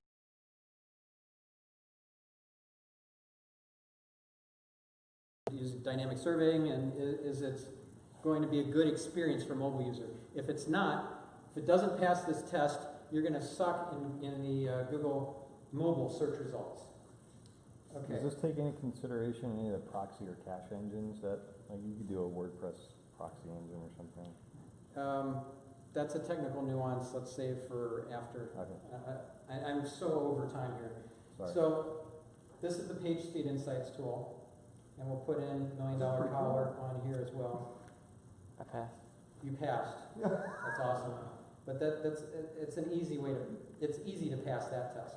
This one not as much, especially on mobile. They're a lot harder on you Yeah, on mobile. I got a couple maps. I got so many freaking tabs open that it's rainbow wheeling me. So what it's going to check here is how fast and efficient your web pages are. It's not just server speed, right? But it's also client, like the JavaScript implementation and so forth that you've done. Is it taking a lot of time on the user's computer for your page to render? Because that's not going to be good. So while you're doing this, I just want to bring this up. So last one with Shaheen, are you here? He took off. He did. So I think 10 people ended up working with Shaheen. Okay, on Amazon, 10 of you. That's awesome. How do we work with you? And what value can we in return? First, what's the cost for someone like that? Okay, so the cost for someone like me, I charge $15,000 a month retainer. If you were to just work with me to do an audit, like I was going to walk you through the do-it-yourself audit, $35,000. Good. Send us the links so we can do it ourselves. Yeah. But I also have a training program that's like 9 or 10 hours long, where it'll walk you through exactly how to do your own self-audit, not just a PowerPoint, but actually I pull up each of the tools. I pull up Google Search Console and walk you through how to like run all the different reports and things, how to run a crawl using Screaming Frog, which is free for up to 500 URLs. That's another great tool. It's like really great content. So that's 9 hours of training. That's $497. Your wedding's in 3 weeks. Yeah. Can you give us that as your wedding gift to you? What? How does it happen? I just wanted to see if it worked. That's my kid's logic, and it works on me every once in a while. Yeah, no. But thanks for asking. I always tell my kids, you want to go to bed now or earlier? I don't want to go to bed earlier. I'll go to bed now. Okay. I just was trying the logic on you. No. But I'm giving you guys a free copy of my book. Let me give you that now. What's that? You have to create an account on O'Reilly.com to download it, yeah. But how much would it cost us to buy that? I'm being serious. To buy the 10 hours. The 10 hours of recordings and training? You're killing me here. That $497 is like, that's the discount price. Just asking. If that's what it is, it is. I'm okay with that. Okay, $297. Wow. Keep asking. No, $297. I think it's awesome. Okay. All right. Yeah. Okay, so my computer just froze because I had so damn many tabs open and everything. So here's the URL to download the free book if you didn't already grab that URL. It's stephanspencer.com/free book. Hey, it's back. No, yet. What's it called again, one more time? God damn it. So Stephan Spencer, STEPHAN, SPENCER.com. Send me everything and I'll send it. Yeah, sure. You want to send me a bunch of links? Sure. So, hang on, guys. Or do you want the database? You want me to give you the links to everybody what's here? I would love the database. I'll give you that, and you can send everything out to everyone. Okay? Okay. You send it there? That'd be great. I'll send the deck. Sure. Yep. So. Everybody got a card, you got the podcast cards. Do subscribe to my podcast. They are freaking awesome. It's amazing free content. And yeah. And I want to help you. There's something called Tab Suspender. It is a Google Chrome thing puts up. It suspends any tabs after a minute, so you never have your computer slow. We use it all day long. It is unbelievable. But what about Safari? Because I love Safari. Yeah.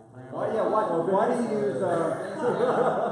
use, should we be using Chrome or Safari? Why do you use Safari over Chrome or? Because I love Apple.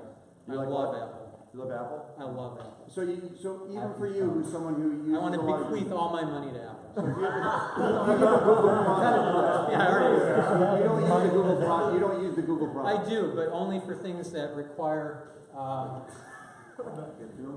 require the Chrome a browser. Like for example, I used a tool called. I really want to see this. Amazon Prime won't play on Safari.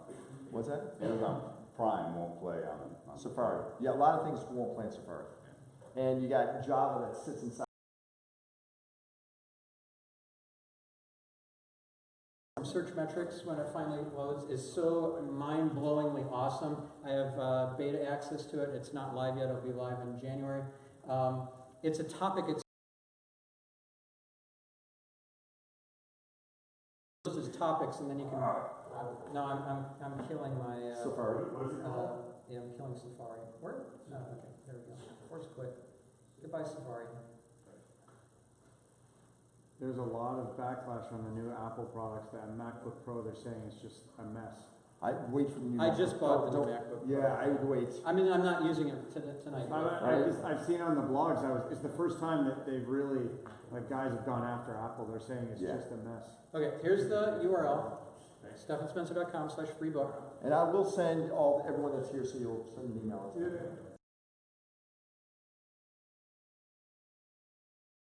Keyword research tool ever. So you can create a new brief. Watch this. So I'm gonna give me a keyword. Wine. Let's do wine. Wine. Okay. So wine. And where do we get this? You'd have to talk to Search Metrics. I can make an intro to you so that you can hopefully get beta access, but it's like a private beta right now. I'm certainly happy to make that intro though. Check this out though. This is so What does it cost? freaking cool. It's expensive. I don't know if they've even Like settled 10 on the grand a price. month or 100 grand a month? No, not 10 grand a month. Why are they better than the other, the cheaper ones? Well, What are they doing differently? I've used the I don't cheaper know. ones a lot. I have no idea.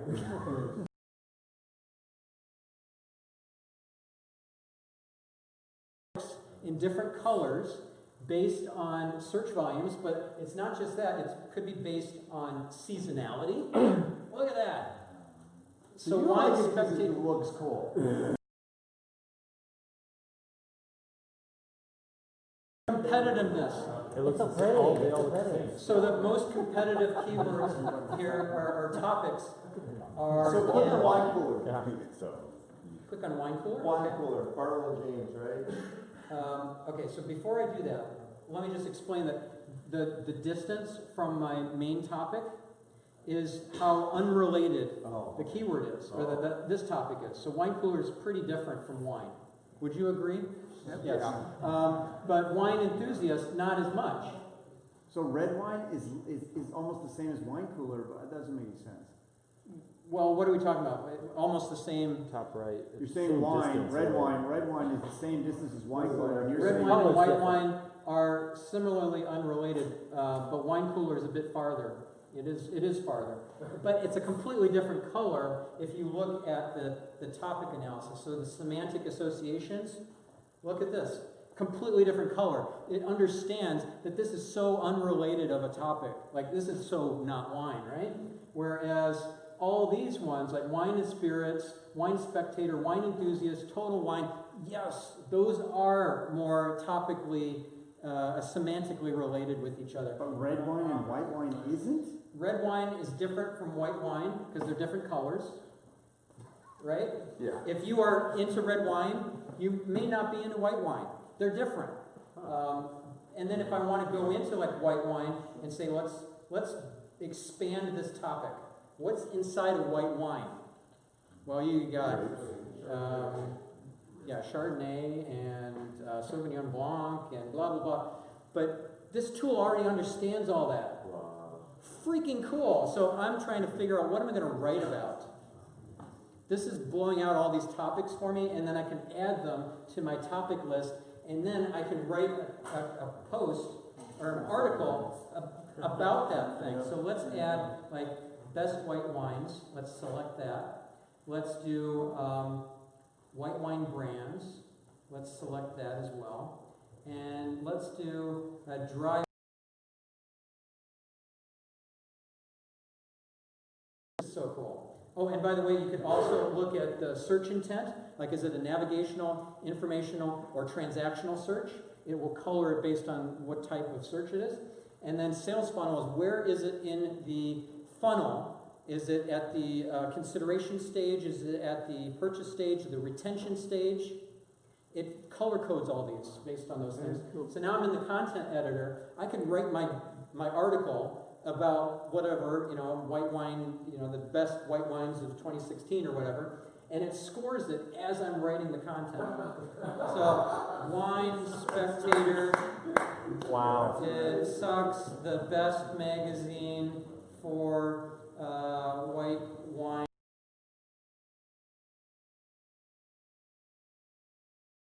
So it's scoring how well this is going to be registered, then it's got searches. World or something I don't know, right? So it's scoring in real time as I'm writing the article. Readability, content score, etc. But check this out too. That's fucking cool. Watch this. So let's take a search for white wine. I'm going to find an article. Let's say that I finished my article, and it was, I don't know.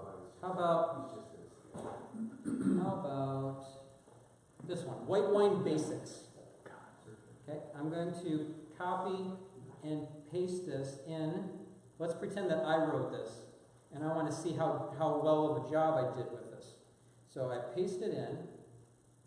Okay, it does the content analysis. It's doing its thing. It's look at that. All the green checks. Boom. I hit all these different keywords, which are not the same thing as topics. I added some topics, and then there are keywords inside of topics. So it built a keyword list. It told me how many times I'm using each of those keywords, whether I'm in the green zone or still in the red zone for those. Maybe I'm over the top in the red zone. So red zone because I over-optimized, like I did for white wine with this.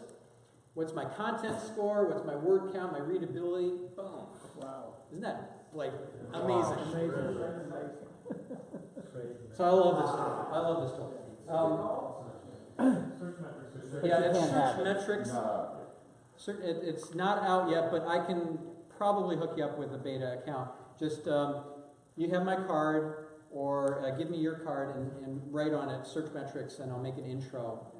They love me, and I'm sure they'll take good care of you. So Page Speed Insights, that's that free tool that crashed in my Safari browser. So $1 million collar. $1,000,000collar.com. So now it's analyzing. It's going to tell me for mobile and for desktop how it scores my site, your site, for page speed. Page speed is a signal that Google uses in its rankings algorithm, and it's of course more important for mobile because people are on bandwidth restricted accounts on their phones, so they're paying for all that usage. You are in the red zone for both mobile and desktop, and this is not a good score. 54 out of 100. Yeah, we got a map that's kind of slow that we just. And it tells you what to do. So this is what it looks like. It's mobile friendly. It's designed for mobile, but you have a bunch of issues, and this is only scratching the surface. You really need to bring in a page speed expert. That's awesome. You guys gotta be mobile first these days. Mobile first. Yeah. So thank you for that. So mobile first. That gets us to the original question. What is the freaking announcement? That mobile is the primary index of the future for Google. So if you are not mobile optimized from the ground up, you are going to suck in Google just across the board. The main index, the main database that Google is going to use is with their mobile crawler. And this is going to happen next year. When we present designs to Google now, the first designs we present are on mobile device, and then we show the desktop. Yeah. Really? So mobile's first? Desktop, and it's the mobile first. Wow. Mobile there's more searches happening on mobile devices on Google than on desktop, and that's never going back. So it's going to India in January, and the reason is because this is where the user base is. That's outside the States. It's outside the States. Yeah. And they're all mobile. Yeah. So how much responsibility does the platform like WordPress and Google have to optimize versus your personal responsibility? Well, it's your responsibility to optimize. When you have a website search engine friendly, like WordPress, or if you have an e-commerce site like Magento Commerce is Shopify, whatever. So whatever the platform is, it could be search engine friendly, but that's not search engine optimized. You got to put in the effort. You got to do all the keyword research. You got to I showed you that expensive tool, but there are a lot of free tools you can use. Like you can start with tools like Subel. Check this out. I know I'm so over time, but watch this. I'm going to start typing, like you're looking for baby names, watch this. I'm going to start typing in the word baby. And it's pulling from Google, Bing, Yahoo, YouTube, Answers.com, Wikipedia, Amazon, all simultaneously. Souffle? What's the name of it? SOOVLE. SOOVLE.com. And this gives you opportunities to kind of brainstorm. So let's say that I'm a baby furniture manufacturer. I'm selling baby furniture online on my website. I want to think outside the box. Like, what can I create that's remarkable content? I'm thinking of going after keywords like baby furniture and bassinets and cribs. I need to think outside the box.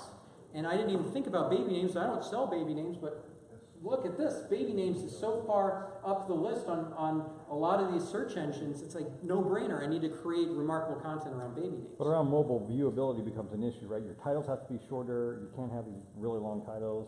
Yep. For your articles and your blogs. So your titles, your title tags, should be.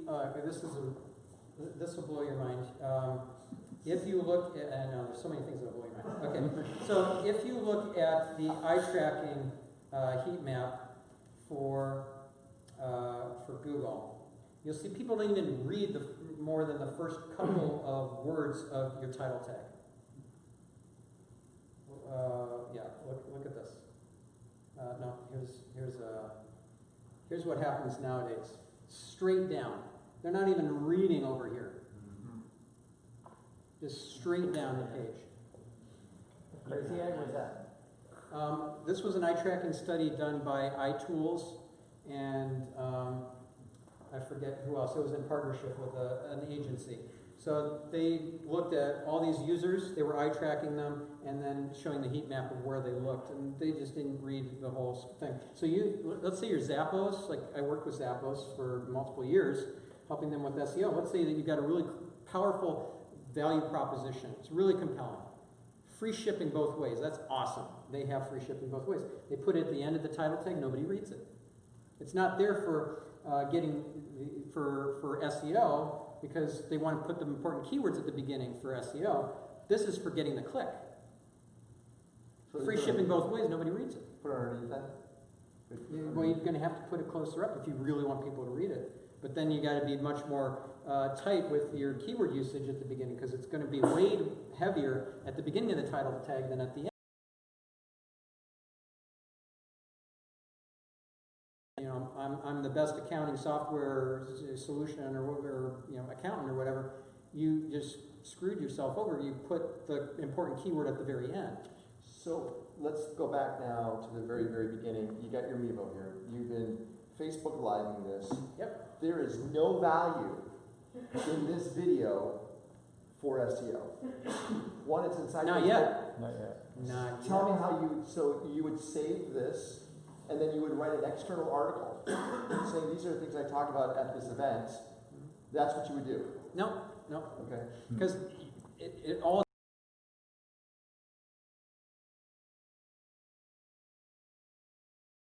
I am going to take that video that's saved on here. I'm going to upload it to the #2 search engine on the planet. YouTube. Well, in the US, YouTube. I'm going to optimize that video. I'm going to optimize the thumbnail. You can put graphics on it, whatever. Doesn't even have to be a frame from the video. So that's really important.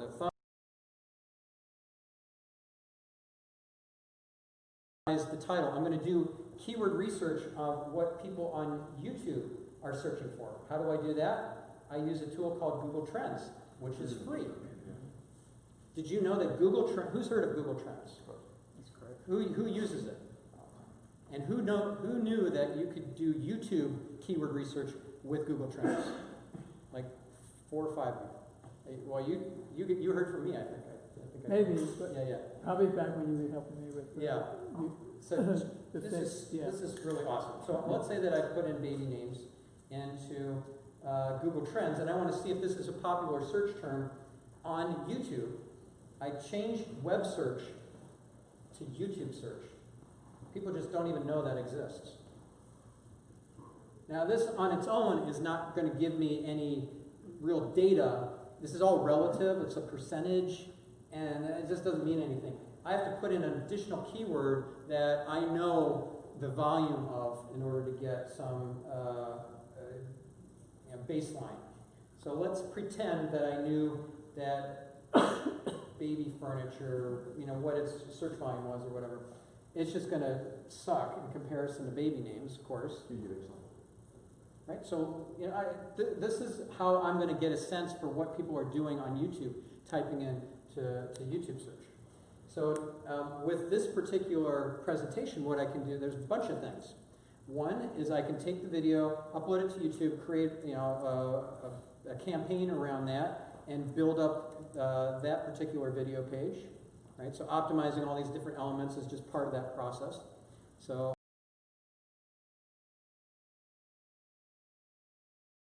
article like I did, instead of Huffington Post, I'll post it somewhere else where it doesn't get SEO land or something like that. Search Engine Land, right? I write for them every 2 months, so I could contribute an article there.